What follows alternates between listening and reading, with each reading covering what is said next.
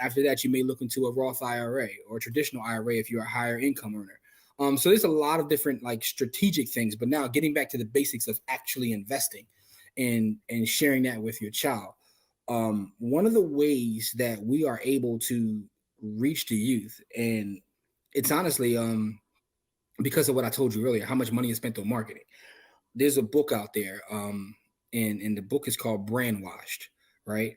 And what the book Brandwashed talks about is how all of us in this country are brandwashed. There's certain brands that we will never go without, right? Doesn't matter what it is. Like, Dan, if I ask you what's your favorite brand that you won't use the other brand like at all, what would you say it would be? Heinz ketchup. Mine's ketchup, right? So there you go. Everybody has one. It could be your deodorant. Yeah. That's mine. By the way, I like Degree. I'll never use nothing else. Really? Yeah, that's my thing. All right. So for some people, it's a condiment. It could be a deodorant. It could be a lotion. It could be a Right. beverage. You know the whole iPhone folks. Whenever you so for somebody, it's always something, right?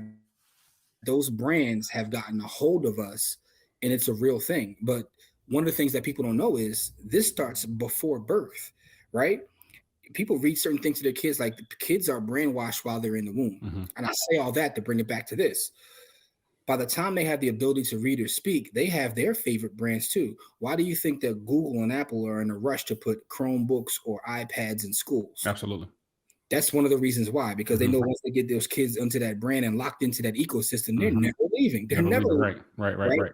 So kids have their favorite brands. Like, so in the class that we're teaching the Sharswood kid, that's kind of what our lecture is about this week, is about their favorite brands. And we already know what the response is going to be, because anytime we do this, they go crazy. Oh man, I'm PlayStation and you Xbox boy. And they go crazy with that.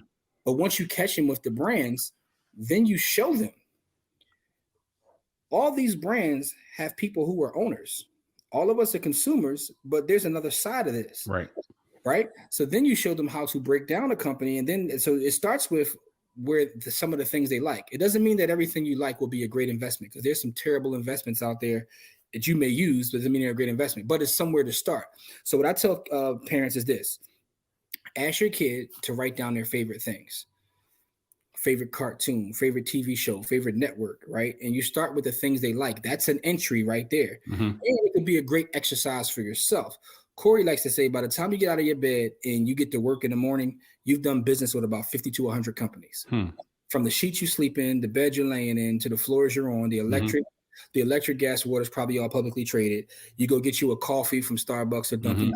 That's all publicly traded. You jump into a Toyota, Tesla, a Chevy, all publicly traded. Then you stop and get gas, publicly traded. You mention your breakfast. You know what I mean? Like, so by the time you go through this whole exercise as an adult, you see the things that you're already doing business with. But your kids have that same thing. They're grabbing their iPad, right? They're jumping on their Xbox, right? Microsoft, iPad, Apple, right? They're Googling something, Alphabet.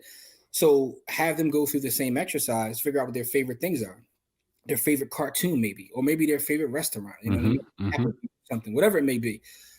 Go through that exercise of the things they like, and then from that point, that's how you can start talking to them about, hey, like you should own this stuff, because in the benefits and advantages of doing so.